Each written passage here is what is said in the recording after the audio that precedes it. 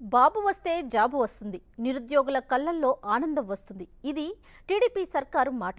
కానీ ఉన్న ఉద్యోగాలు పోతున్నాయంటున్నారు విశాఖలోని తూర్పు విద్యుత్ పంపిణీ సంస్థ ఉద్యోగులు.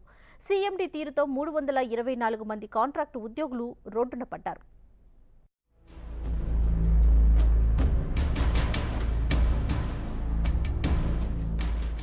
హుదూద్ తుఫాన్ విలయతాండవం చేసిన కాలంలో రాష్ట్రానికి విద్యుత్ అందించేందుకు అహర్నిశలు కష్టపడిన సిబ్బందిని ఉన్న ఫలంగా ఉద్యోగాల నుండి తొలగించారు తూర్పు విద్యుత్ శాఖ అధికారులు.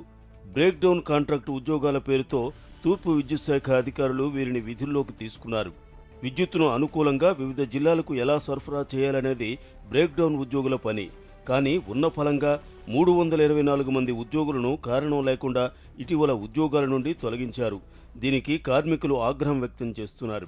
విద్యుత్తును సమంగా పంచేందుకు, కండక్టర్లు పాడవకుండా ఉండేందుకు, ట్రాన్స్ఫార్మర్ల రిపేర్ను ముందుగానే పసిగట్టే బ్రేక్డౌన్ ఉద్యోగుల పేరిట విశాఖ తూర్పు విద్యుత్ కేంద్రం విధుల్లోకి తీసుకుంది. తమను అవసరమైన కాలంలో సమర్థవంతంగా వాడుకుని రోడ్డున పడేశారని కాంట్రాక్టు కార్మికులు ఆవేదన వ్యక్తం చేస్తున్నారు.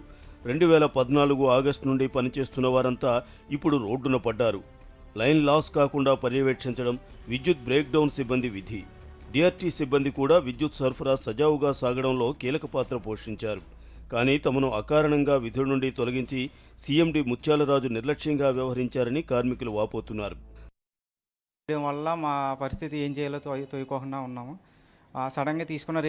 ఎందుకు తీసుకు ఏ కారణం చేత ఈ బ్రేక్డౌన్ బ్యాచ్లు క్రియేట్ చేశారో, ఎందుకు మానిపించేశారో కూడా సీఎండీని అడిగితే ఆయన సమాధానం చెప్పట్లేదు.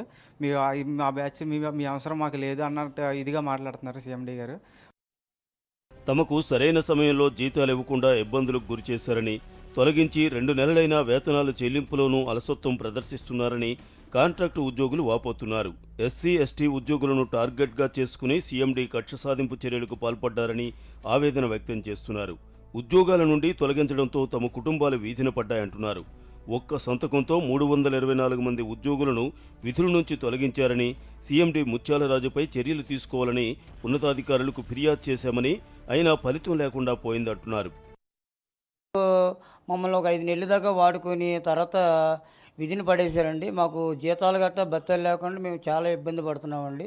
తర్వాత బ్రేక్డౌన్ వల్ల ఏమిటంటే డిపార్ట్మెంట్కి చాలా మెరుగండి. ఒకటి ఏంటంటే బ్రేక్డౌన్ వల్ల ఏమైందంటే కన్జ్యూమర్కి 24 గంటలు కరెంట్ ఇవ్వచ్చండి.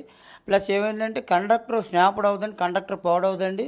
దానివల్ల కూడా డిపార్ట్మెంట్కి లైన్ లాస్ అవ్వదండి. లైన్ లాస్ అవ్వకుండా ఈ యొక్క బ్రేక్డౌన్ బ్యాచ్ని స్థాపించారండి.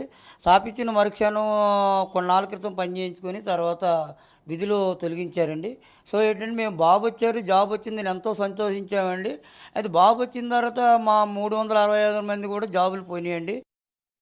ప్రభుత్వం నిరుద్యోగులకు ఉద్యోగాలు ఇస్తామంటూ ఉన్న ఉద్యోగాలను తొలగిస్తున్నారని ఈపీడీసీఎల్ కాంట్రాక్టు ఉద్యోగులు వాపోతున్నారు.